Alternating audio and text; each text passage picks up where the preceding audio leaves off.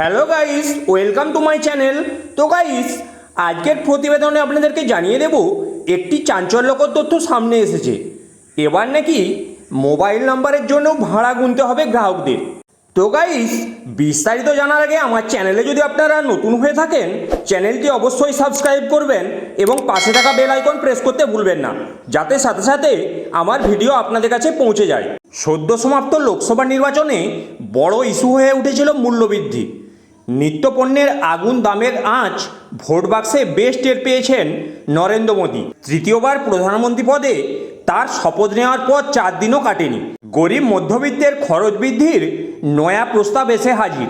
দেশের প্রতিটি মোবাইল ও ল্যান্ডলাইন নম্বরের ক্ষেত্রে এই নতুন ফি কার্যকর করার প্রস্তাব দিল টেলিকম নিয়ামক সংস্থা ট্রাই। প্রস্তাবটির পোশাকি নাম revision of national numbering plan. জুলাইয়ের প্রথম সপ্তাহের মধ্যেই টেলিকম কোম্পানিগুলিকে এ ব্যাপারে মতামত জানাতে বলা হয়েছে। বিষয়টি প্রকাশ্যে আসতেই কেন্দ্রীয় সরকারের বিরুদ্ধে সুর চড়িয়েছে বিরোধী শিবির। তাদের সাফ বক্তব্য, বিগত কয়েক বছরে মোবাইল ফোন রিচার্জের খরচ লাফিয়ে বেড়েছে।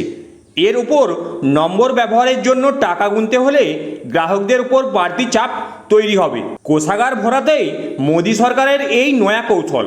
ট্রায়ের অবশ্য সাফ যুক্তি, ফোন নম্বরের সংখ্যা সীমাহীন নয়।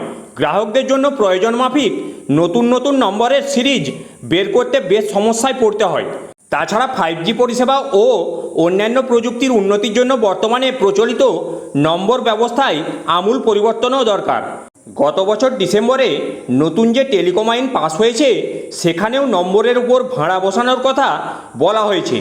Australia, Singapore, Belgium, Britain, Greece, হংকংয়ের মতো প্রায় ডজন দেড়েক দেশে ইতিমধ্যেই এই ব্যবস্থা চালু।